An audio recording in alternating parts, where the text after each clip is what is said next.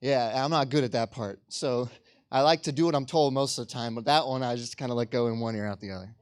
My brain is in 3 or 4 different places this morning. If you if you know what's going on, you know what's going on. I don't really want to say it just out in front of everybody. It's just there's some people that I love are being attacked. Not just one person, a lot of them. The enemy is coming after us. I'm not telling you that to scare you, although you should take notice, by the way.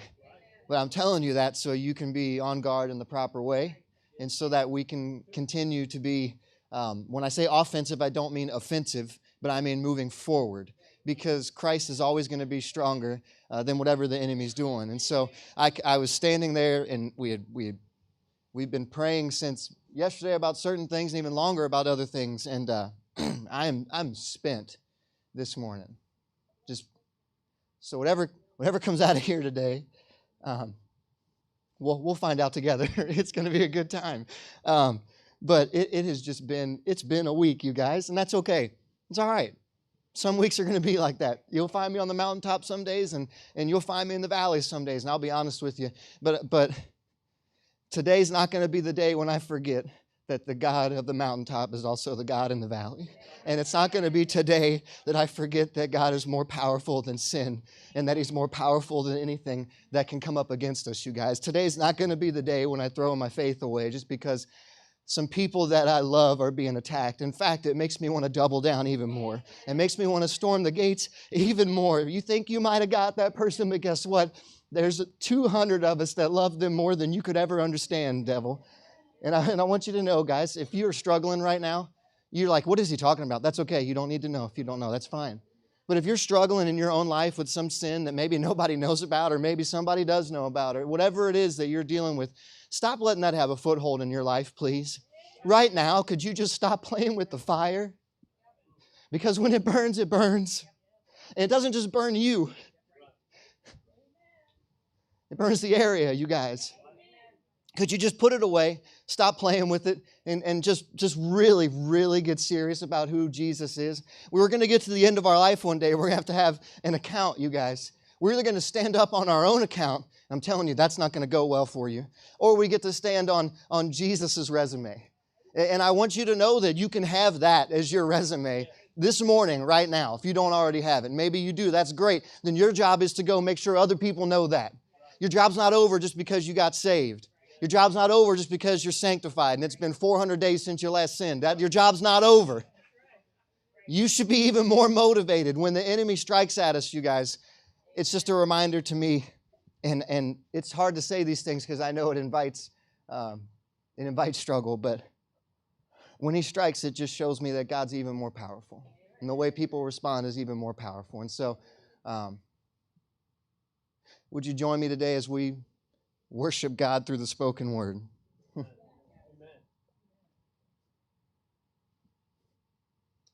Last week I said we were going to finish Timothy. Last week. But I left a couple verses. I'm glad I did. I think they're going to be some good verses. You guys bring a Bible? Good. Or a phone. Phone counts. Yeah, that totally counts. Turn or tap. That's what they say. Turn or tap. 1 Timothy 6, 17 through 21.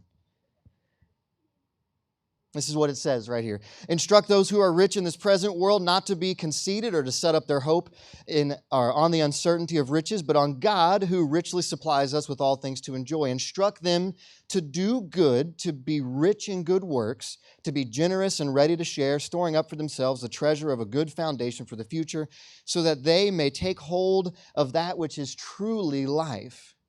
Timothy, protect what has been entrusted to you.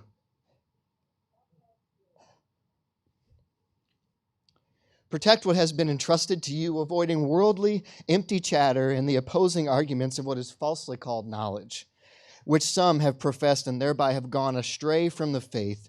Grace be with you. So, this is less scripture than we talked about last week, but it carries a lot of weight with it. And so we're going to talk about being rich and what that means. Don't worry, it's not all just going to be about money. We are going to talk about money, but it will not be all just that. Last week we talked about what a genuine faith looks like versus a manipulated faith, how sometimes we can try to use God for our own advantages.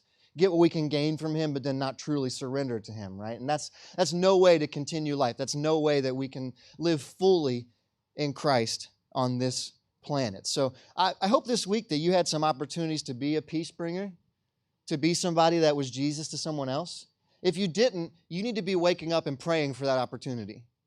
If you can't look back this week and think, well, how was I Jesus to someone? And you can't answer that question. You need to start praying every morning. Okay, God, give me an opportunity to be you to somebody else. Maybe you're not looking for it, and if you're not looking for it, you're not going to find it. Go on your drive home today, go ahead, look for Toyota Camrys. Everybody? All right? I promise you, you'll see a bunch of them. More than you saw on the way in. If there aren't more on your way home, you'll just look, and because you're looking for them, you will see them. What we seek out matters. What we put our efforts toward matters. So we are going to talk a little bit about money. Don't worry. I'm not going to harp on you, but I don't have like a big red thermometer. I'm not kicking off a capital campaign and we're going to like fill in how much we can raise. I'm not doing that. That's not what this is about. If you've heard me preach before, you know how I feel about tithing. It's a command. It's what God commands us to do. It's not yours anyways. It's His, but we'll get to that. What we do with our wealth is a really good indicator of like heart health. People will say, show me your, and they used to say checkbook, but we don't have checkbooks anymore. So now I'll say, show me your bank statement. I can tell you what you really value, what you really, really care about. Last week we read the most misquoted verse in history, 1 Timothy 6:10, for the love of money is the root of all sorts of evil. And by some, longing for it, have wandered away from the faith and pierced themselves with many griefs. So it's the love of money, not money itself. We talked about that last week. We need money to do things for Jesus, for the ministry. That's a real thing. We need money for everything we do. We trade little segments of our lives. We call them like shifts. You know, some work first shift, some work second shift, some work third shift. But we trade a little bit of our lives, probably most days of the week, in order to get a little bit of money back so we can then buy the things we need to survive. But really, this passage isn't about that. It's about the responsibility that comes with wealth. The responsibility that comes with it. I use the word wealth there because it's about more than just cash. You can be wealthy in a lot of different things and be blessed in a lot of different ways from God, and He's calling you to use those blessings for Him, and you get to choose if you do that or not. You get to decide if you're going to use the things He's given you for His glory or not. If there's wealth is a relative term, so some of you might be sitting there saying, well, you say I'm wealthy, Pastor, but I'm not wealthy. And I'm like, well, okay, maybe not compared to like, Jeff Bezos, you're not probably wealthy. Like that guy's got some serious wealth.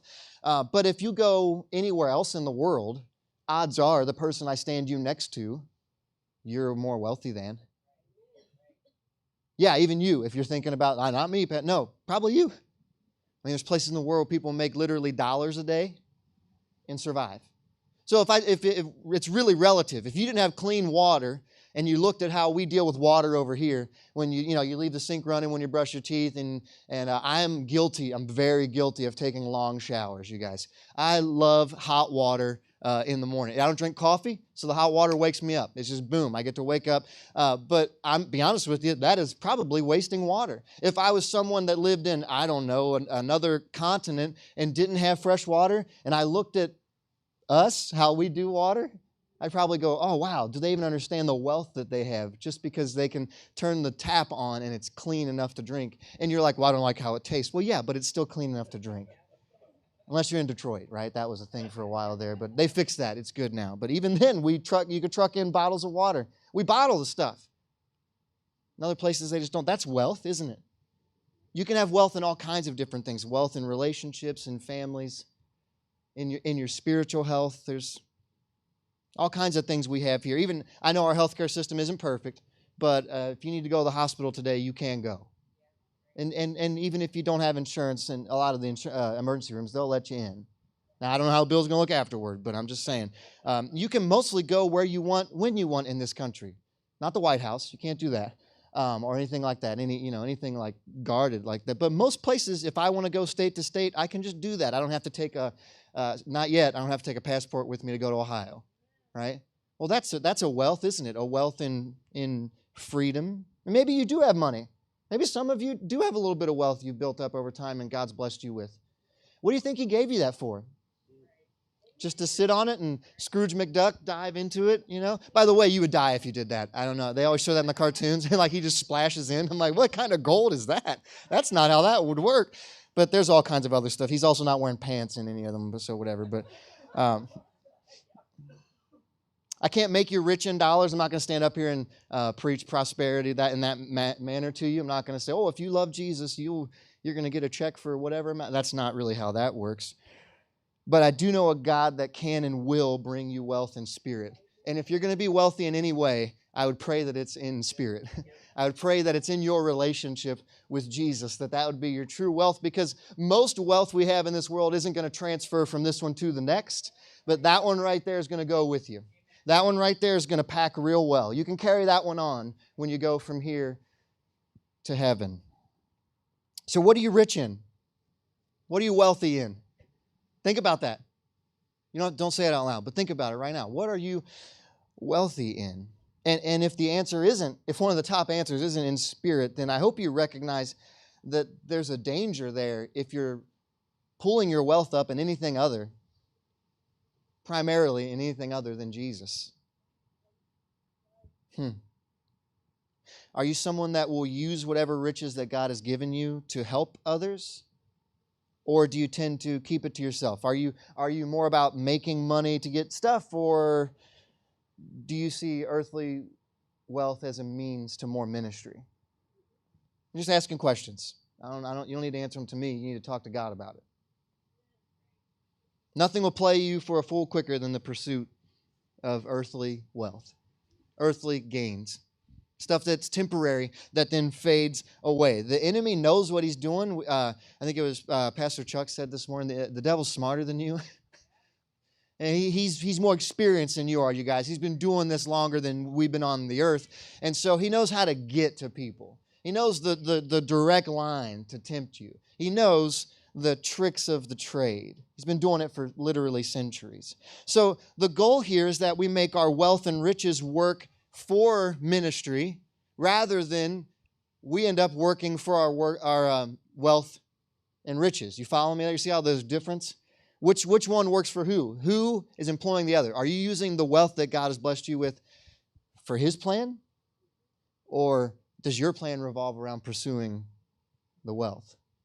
Remember, that's not just cash. So let's break it down for a little bit. Let's talk about how Christians should use their wealth, all the blessings that God has given them, for His glory and not just for our own. So first off, we need to remember and understand where the wealth comes from in the first place.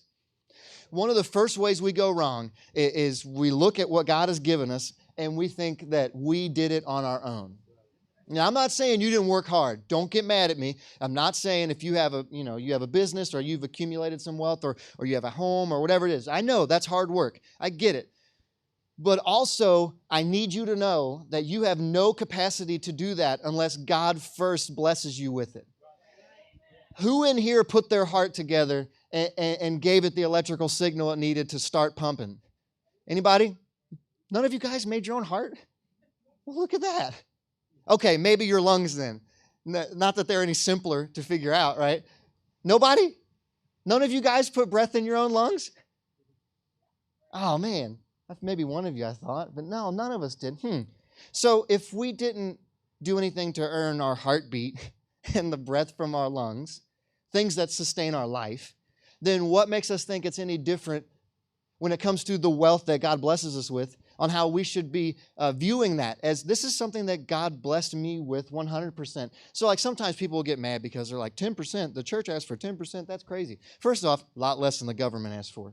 Just want to put that out there, a lot less than that. And second off, it's 100% God's. Maybe your wealth isn't in money, it's in your talents. Maybe you're talented at something. God has really blessed you. It doesn't have to be something you see up here either. When we say that, you think, oh, I can't sing or play an instrument. I'm not talking about that necessarily. Maybe I am, by the way. Maybe I am. Maybe one of you needs to be up here playing acoustic guitar. I'm just saying. I've been trying to rep that for a while, you guys. Maybe somebody is sitting back there and they need to be up here serving the Lord with their talent. But maybe there's some of you that are like really, really talented, I don't know, in just listening to people. And just being good Christian counsel to people. Or maybe working with children. God love you. Seriously, so middle school's the scariest probably, but then the next scariest is infants because they're so breakable, you know. But like God love you for if that's your talent. Maybe your talent is you're just when we're here in the moment right before church, you're really good at going to people and just making them feel welcome. It's nothing that we can super quantify, but man, it's so nice when people talk to you and then they walk away and they go, "Oh man, I just feel like that person loves me," because guess what they do. Maybe it can range from any of those things, you guys, but if you're not using it for God, then what are you using it for? He gave it to you for a reason. He gave you all 100% of it. Now, like I said, you do some work in there, but only because He allows you to do that. It says in that passage there, to be rich in good works, to be generous and ready to share. And so whether it's money or talents, it really doesn't make a difference. They kind of are lumped here in the same category. The blessings that God gives you aren't meant to be just hoarded to yourself. You don't just bottle them up and keep them. That would defeat the purpose of a lot of them. The Bible will talk about a lamp. You don't take a lamp and throw a big heavy blanket over it so that you can't see the light from it. You want the light from it, don't you? It wouldn't make sense, would it?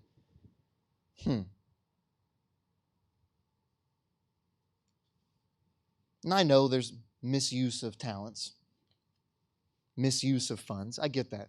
If you're sitting there saying, "Well, I don't tithe or give my talents because I don't get along with whoever, or because I don't know how you guys are using them." Like, well, you can. I'm telling you, every dime that goes out, we try to make it so that is all toward ministry. You guys, that is the goal. But I also understand that there are some places where people have misappropriated funds in other places. I'm not saying here, I'm saying other places. And people will say to me, "Well, what do I do then? What do I do if I gave money to so-and-so and I find out later that they were skimming off the top, that they have air-conditioned dog houses or whatever," right? And I would say to you that the misuse of someone misusing funds like that, the punishment for that's not going to fall on the giver. The gift is not made less valuable because someone misused it. And you're good. If you gave in the way that God called you to, you're good, whether with your talents or with your bank account, right? I would not, however, want to be the person on the other end when it comes to judgment if I took genuine gifts from people who were giving to the Lord and then stole from Him. I don't want to be that person at the end of this run, you guys, and I don't want you to be that either. Don't steal from God. And sometimes that means other people's talents and wealth, but sometimes it means your own. If you hoard your own just to yourself, you're stealing from God and from His people what He's meant for you to share to them. And you say, "Well, how can I steal something that's mine?" You didn't listen in the beginning. It was God's in the first place, and He's loaning it to you and saying, "Go do something with it in my name for my glory." Not just for you, but in my name for my glory. So remember and understand where that wealth comes from right off the bat, and it'll be much easier for you to serve and to give and to be fully invested with all of your wealth. Second, you also need to locate the need around you. The end of that verse, like I said there, it says, "Be generous and ready to share." Sometimes we have to put the distractions down. It's difficult in today's world. I can just barely remember a time when you didn't have to have a cell phone on you all the time. When we would have to call my friend's house and his mom would answer and I'd say, "Can Eddie talk on the phone?" And she would say, "Yeah, hold on," or "Nope, he's in trouble." And then she would just, and that was it. That was the end of it. I couldn't get a hold of him after that. Well, I guess he's in trouble. Maybe she'll kill him. I don't know. Maybe he deserves it. And sometimes we probably did. I'll be honest with you. Sometimes maybe we did, but hey, we were still alive. I can just remember a time when you could actually disconnect like that, or it didn't have to be connected. But for most of my life, cell phones are the thing. It's in your pocket. And I was walking into the store yesterday, running in quick, and I forgot my phone in the truck. And at first, I felt weird about it because my pocket was empty, and I'm used to it not being empty. And then all of a sudden, it was really freeing. And I was like, "Whoa! If someone called me right now, I wouldn't even know it." Like. I wouldn't even know that happened. My phone could be ringing right now, and I don't even know it. And it was just 5 minutes of I was disconnected, and I thought, well, maybe I should do that more often, Because when we get disconnected, we can really key in to who God is and what He's calling us to do. Sometimes And you might hear an audible voice of God. That's fine. I'm not going to limit God and how he works. Maybe you hear the booming voice of God. That's cool. I'm happy for you. That's amazing. When God communicates to me, it's more of just it's just, like I can't explain it. That's the best way I can explain it to you is it's just that. And it's something as small as last week I was down. I've been spending I redid up my garage. I got a little wood shop down there, built a little piece of furniture. I was really happy about it. So I've been kind of going really gung-ho on the garage. And I went down one night, and Christina and the kids just got home, and I was like, hey, I'm going to go down there for like an hour and do this. And I got down there. I grabbed one tool, and it was like, and I just felt like I needed to go back upstairs. And so I put it down, and I walked back upstairs, and I looked at Christina. I said, I don't know what just happened down there, but like I'm pretty sure God just told me I need to come back upstairs and be with you guys. And so that's what I did, because it's this. If you're in tune with God like that, you guys, he'll help you out in your day-to-day. He will bring people across your mind to reach out to. And how many times you ask some of the students, and they're adults now that have gone through the youth ministry here, that I've just, all of a sudden someone came to my mind and I sent them a text message. And they would say, how did you know this was happening? And I say, I did not, but God did. And he clearly wanted us to talk about this, you guys. But if we're so caught up in life, we can't hear those times. We can't feel it just goes right past. And we go, oh, did something bump? And we just move right along past it. And that's devastating to me, because there's so much need around us. There's 800,000 Americans that will sleep not in a home. They will be homeless this evening. 800,000. You thought it was cold walking in from your car into the building. How'd you like to be outside all day in this and then sleep there? 6,000 of those will be in Cincinnati, by the way. You say the whole country, that's not 6,000 will be in Cincinnati. That sounds like a lot to me. Homeless. And that's not a guilt trip to make you feel bad and do something. That's a reality check. If we're blessed with riches and we understand the source of those blessings, then we have to be constantly searching for the need that's around us. When we hear of people who are struggling with addiction and those types of things, we have to be willing to put an action plan forward to help them. We can't just sit here and go, well, isn't it terrible that people have an addiction? No. Yes, it is terrible, but also, what are we doing about it? Well, isn't it terrible that people lose their anger and they just, yell at people and say terrible? Well, yeah, what are we doing about it? Isn't it terrible that kids get removed from their homes and have to go to the state and live in foster homes? Well, yeah, it is terrible. What are we going to do about it? Isn't it terrible that people live every day so lonely that they don't even care if they wake up the next day? Well, of course that's terrible, but what are we going to do about it? We have to identify those needs and then act on them. The needs of the people are all around us at any moment. You just have to look up and see it. You just have to look up. These commands, these scriptures aren't just words on pages, but they're actually things we're supposed to go and do. Like God is telling you through the writings of Paul to Timothy. That's kind of cool how that falls in line, isn't it? God is telling you through the writings of, hold on, let's really do this. God is telling you through the writings of Paul to Timothy, which I read and then put into a sermon and then read what other people said about it, so I made sure I wasn't being an idiot, and then, took it into commentary and then prayed about it. And now he's delivering that to you, right? So that you can do something with this, you guys. So that you can implement this into your life. If you're coming in here every week and you're hearing the message and you're going, oh, that's good, Pastor, that's a good message, but then you don't do anything with it, then it clearly isn't landing with you the way it should. If there's not actual life change happening, then we're just spinning our wheels in the mud, and I don't think that's what God made us for, you guys. If we want to use our riches for Him rather than be used by them, then we have to resist the temptation to just take care of myself and my own. Do you know how easy it is to fall into that trap? Especially, COVID made this so simple. In fact, for a while, we encouraged it a little bit.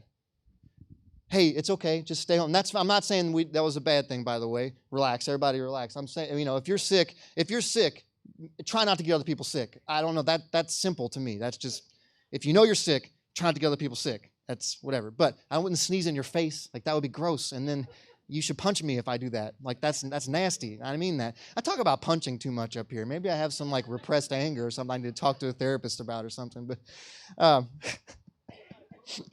yeah, thank you, Pastor Chuck. Yeah. Oh, we don't want to be used by our own riches, but we also don't want to be tricked into thinking that we can just take care of ourselves on our own. So what happened was we all went into our own homes for a couple weeks, and we all hid away because that's what we were supposed to do. And we did that hopefully for the betterment of society. I get all that. But then what happened was that got comfortable. That got really comfortable. And it's happening in the workplace. Some companies are having real trouble getting people back into the workplace. It happened in the church. Some churches, and a lot of churches, almost every church, is having trouble getting people back into the volunteering, back into this what we used to do, you guys. Not just because we used to do it, but because that's what God's calling us to do. And we get into this little pod where it's like, well, I just need to take care of me and my own. And if I get them there, then I'm okay. Now, nothing wrong with taking care of you and your own. Just depends on how you defined your own. As we'll read here further, as we read earlier, we're entrusted to one another. God has entrusted us with each other, and I'll get into what that means in a little bit, but that really means that your own is us. Like there's no imaginary boundary to be drawn where, okay, I stop caring for people here. I stop caring for people if they're in my family. Okay, I'll stop caring for people if they go to my church. I'll expand it to my church. Well, I'll stop caring for people if they look like me. But I'll stop caring for people if they worship the same God as me. Well, there's not really a line there, you guys. I'm pretty sure we're supposed to care for everybody. The message of Jesus Christ is for everyone. And so if we really want to take care of us and our own, that extends to humanity. We struggle with that sometimes because humanity is not always fun to be around, to be honest with you. But that doesn't mean that they don't need Jesus just as much as you did when you were at your worst. We want to use the riches and the wealth we have instead of being used by it. So we should be looking for that need. Head on a swivel for it. And third, we should fight the temptation of attachment. And I'm sure so far you guys sitting there, you're nodding your head. Oh, yeah, we need to do this stuff. Absolutely. And then the shoe drops of when it takes dollars or time or effort or any of those things, right? When it starts to actually cost something, everybody's like, well, are you sure we need to do that? Are you absolutely sure that we need to go visit that person? They might be okay. They'll be fine. Are you really sure that it costs that much? Are you sure? And it's like, well, yeah, we've done all our research on this. This is the best price we can get. Well, I just don't know, maybe it doesn't. And when it starts to, when the bill shows up, it gets a little rough, doesn't it? You find out who's really in and who isn't. Which is sad because that means that the gift that God gave us, being our wealth, in many ways, becomes the same thing that prevents us from doing what God is calling us to do. And so we've done this weird thing where we've taken a beautiful gift from God, and however that wealth manifests itself in your life, how God has blessed you in that way. We've taken that gift, and then we flip it all the way on its head, and we say, okay, God, the thing you gave me, it's awesome. I love it. It's great. I'm just going to keep it for me now. Thanks. I know you wanted me to do this with it, but I don't think so. I like the comfortability of where I am right now, and I don't want to risk it. So I'm just going to keep that thing you gave me for, that doesn't sound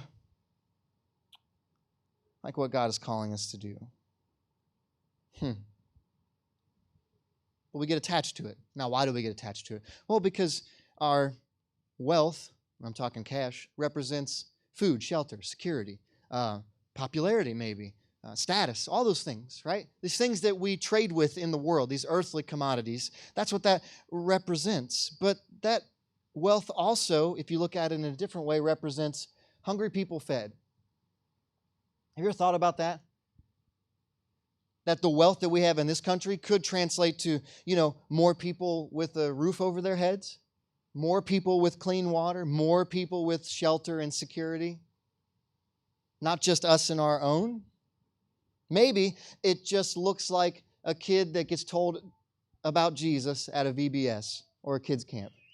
Sometimes kids don't have enough money to go to camp, and so you guys have always been faithful. When we ask, you pony up.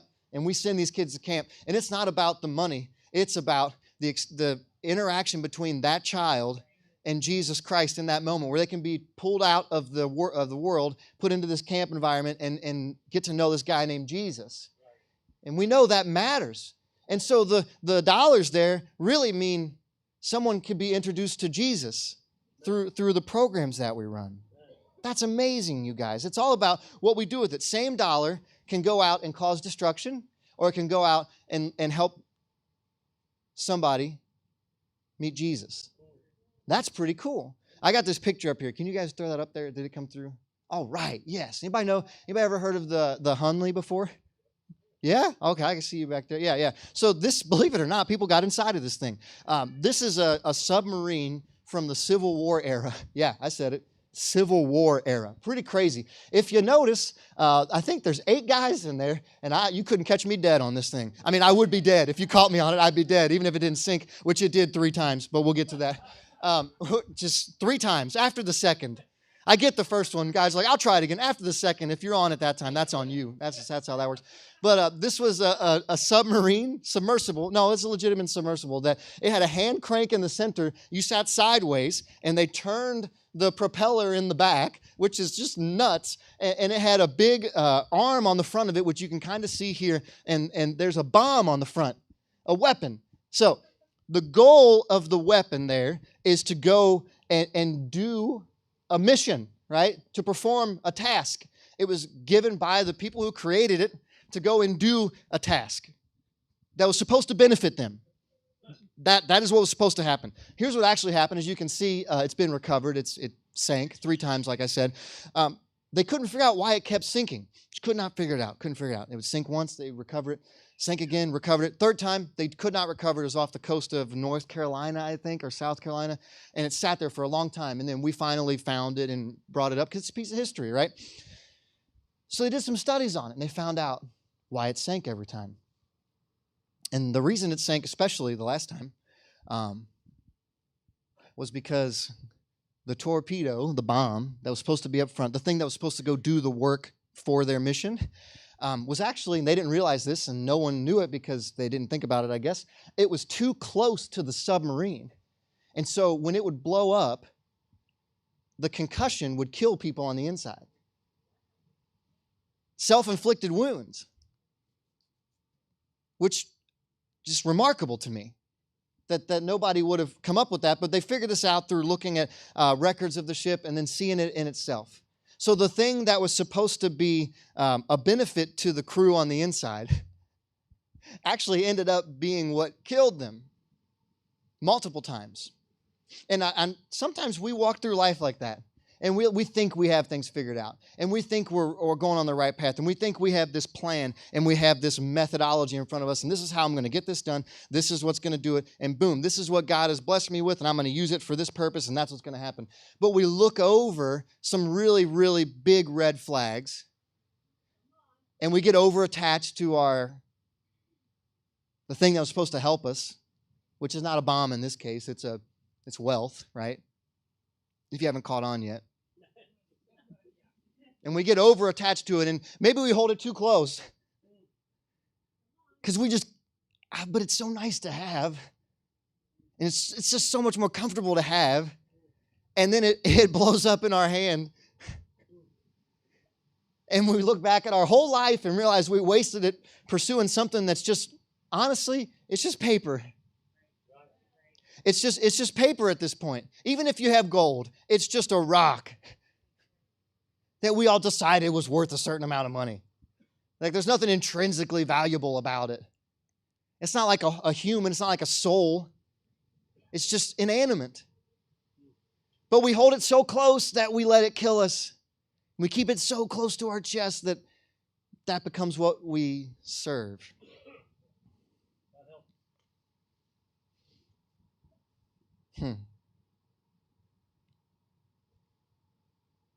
And that's where the group comes into play, you guys.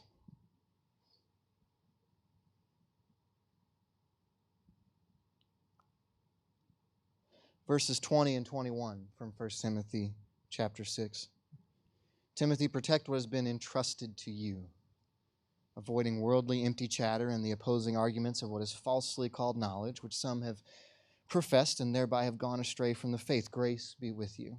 And that phrase in there at the beginning is what I want to key in on. The protect what has been entrusted to you. What has been entrusted to you? Have you ever thought about your life and your faith as something that God entrusted to you? God entrusted you with? The gift of life is pretty amazing. We are scouring the universe right now trying to find it somewhere else. And we're coming up empty. We haven't found it yet. We might, but we might not. This might be it. Which makes it even more valuable.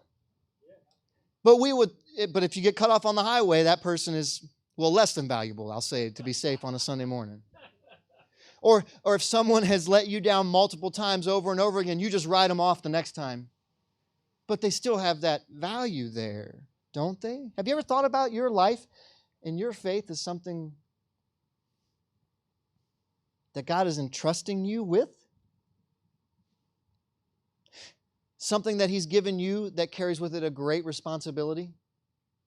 Not just something for you to use and manipulate for your own gain, but something that really is for not just you, but also for others.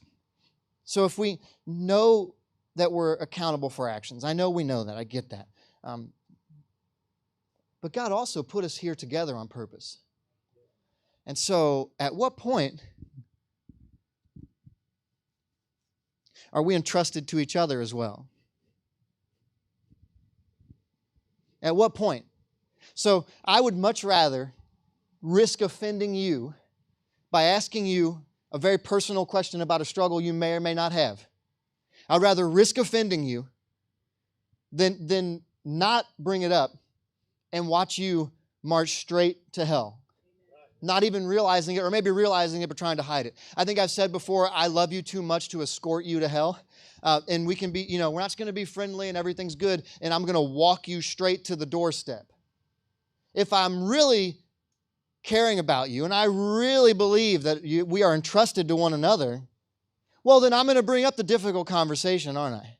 I'm going to bring up the stuff that I think maybe you're trying to hide. Not in public. I'm not saying I'm going to out you right here in front of everybody. That would not be appropriate.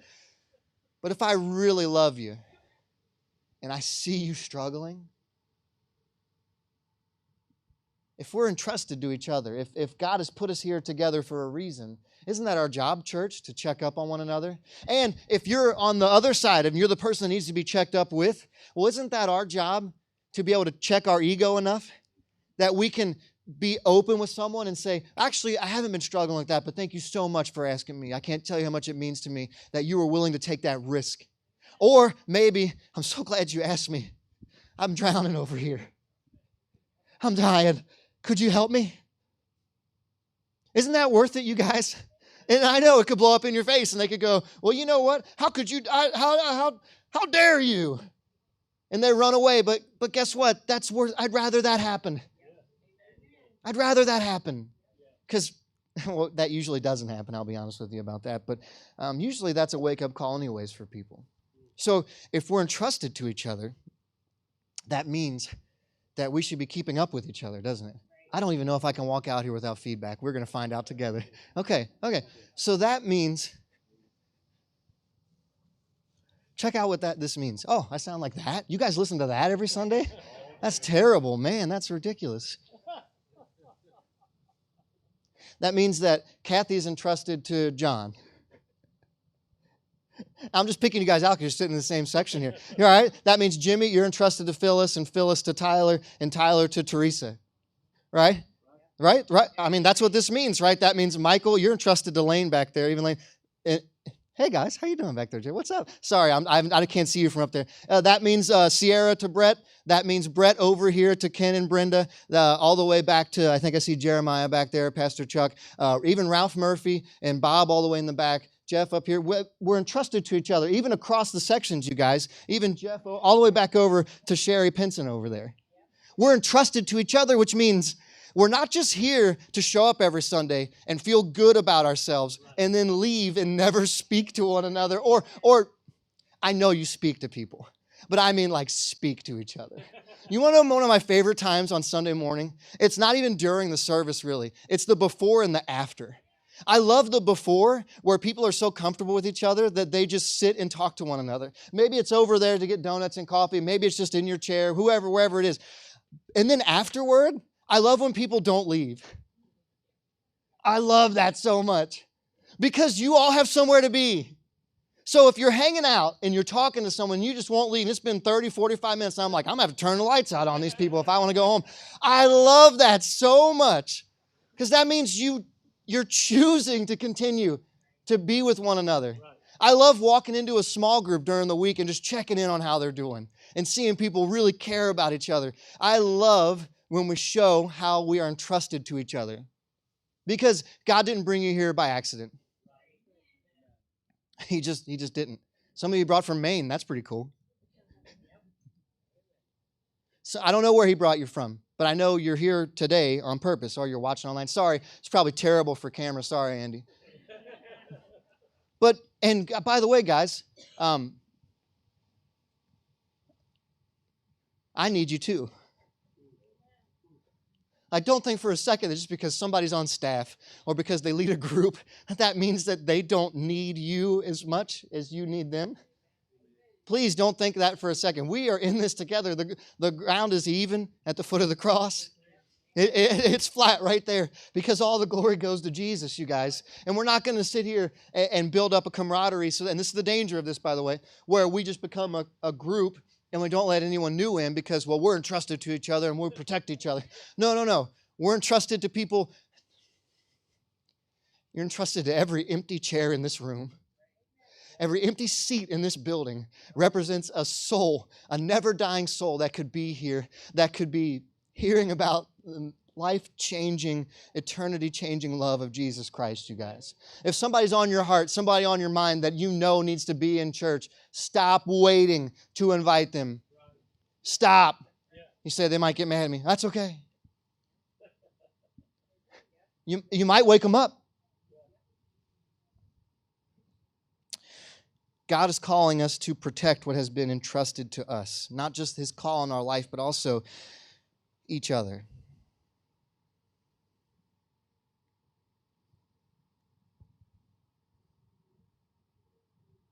I want to sing that song again, Jimmy. Can we do that?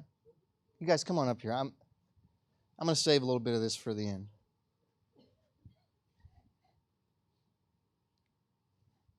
You know what I'm talking about when I said that song. You get it, yeah.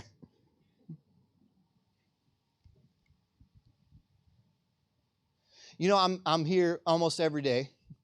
This is my full-time job. It's great for pastors because we only work on Sundays. So we get to relax the rest of the week, you guys. It's pretty great. It's a great setup. But I was taught that if you do this job right, He'll take everything you have and then some. And I'm here every week, and I'm just consumed all the time about, God, can you move? God, can you show us how to build? Can you show us what you want us to do? Can you speak, not just to me, but can you speak to the people? How can we all get on the same page to pursue what you're calling us to, you guys? And I would work my fingers to the bone if that's what it took to grow this place. I promise you I would, but I also understand that one person is not what healthy church growth should be built around. And so every day we're up here and the staff's here and we're dreaming these ways to get Jesus to more people, basically, is what every operation is meant for. It might look like an outreach. It might look like a construction project. It might look like a small group. Whatever it looks like, it's really just to get Jesus to more people. And that is the sole focus of what my life is about. And that makes me a better husband, a better father, a better son, all those things. They're wrapped up into one. I can't separate them. But I understand that when you guys leave here, you go and do something else. And so I might be a little bit more fixated on this than you are. So I want to challenge you today not to leave. I'm not saying all of you do. Don't take this offensively. But I don't want anyone to leave Jesus here with them when they leave. I want us all to be full-time Christians. All the time thinking about, hey, who could I be praying about in church today? Who could I reach out to today? It's a Tuesday, I know, but maybe I could send a text message to that person. If we could really be entrusted with each other, wouldn't that be beautiful? And so the band's going to do that song again, and I got like a paragraph left. I promise you I won't keep you long. But during this song, I want you guys to get really real with God. I want you to pray. I want you to pray like your life depended on it, because it really does. Because it really does. I want you to ask God, hey, how can I step up today? How can I step up? How can I be more of who you're calling me to be? No matter what level you're at right now, I promise you He's calling you to more. So as we go through this song, I want you guys to be real with God. Check yourselves. And I'll catch you on the other side.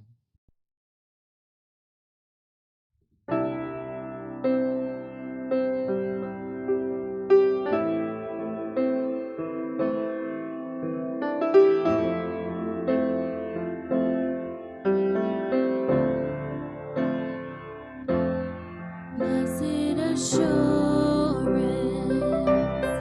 Jesus is mine. He's been my fourth man in the fire, time after time. Born of His Spirit, washed in His blood, and what He did for me on Calvary is more than enough. I trust in God, my Savior, the one who will never fail. He will never fail. Perfect submission, all is at rest. I know the author of tomorrow has ordered my steps. This is my story, and this is my song. I'm praising my risen King and Savior all the day long. I trust in God, my Savior, the one who will never fail. He will never fail. I trust in God, my Savior, the one who will never fail. He will never fail.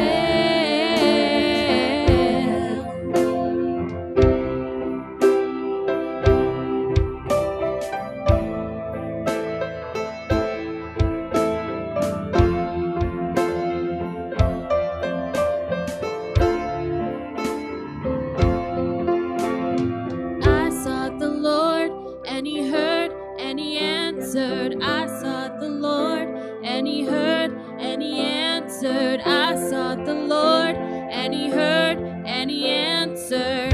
That's why I trust Him. That's why I trust Him. I sought the Lord, and He heard, and He answered. I sought the Lord, and He heard, and He answered. I sought the Lord, and He heard, and He answered.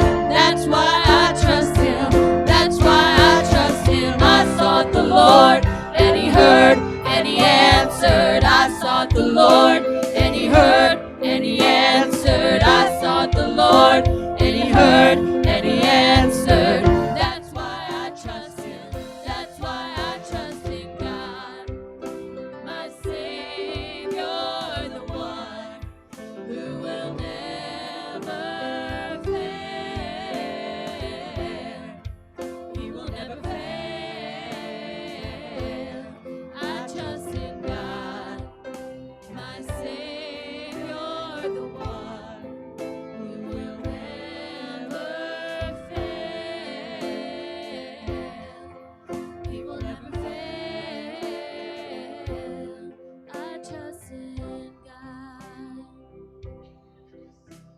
Amen.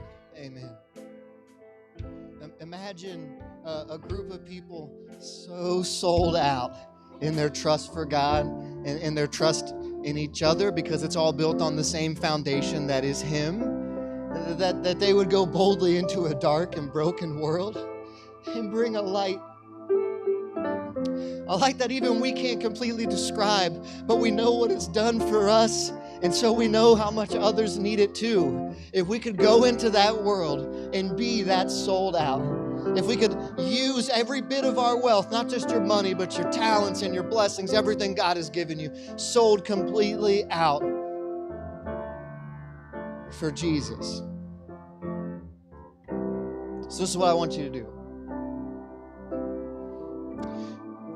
I want you to go, whenever you leave this place this morning, I want you to go not in arrogance, but in confidence.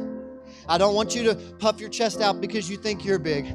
I want you to present the gospel because you know what He's done for you, and you know how big the impact for that will be in somebody's life.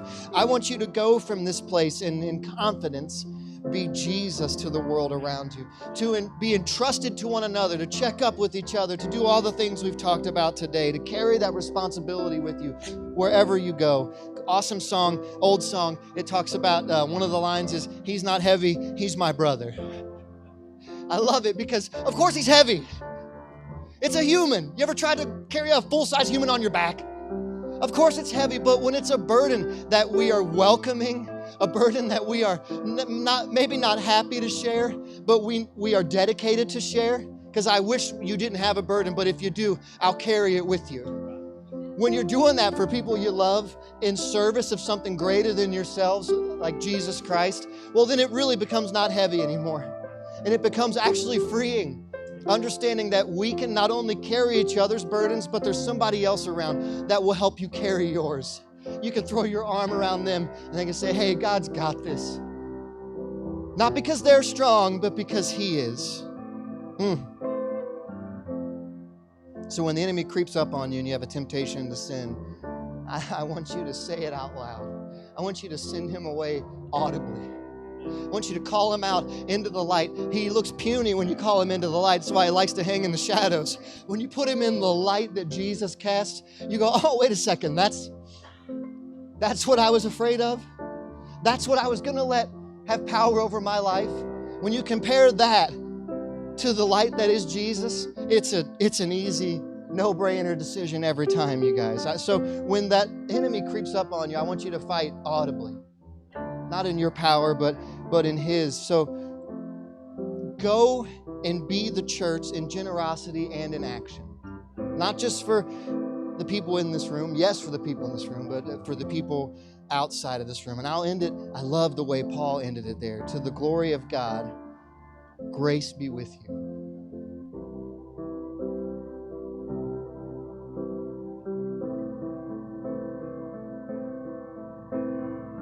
You're dismissed.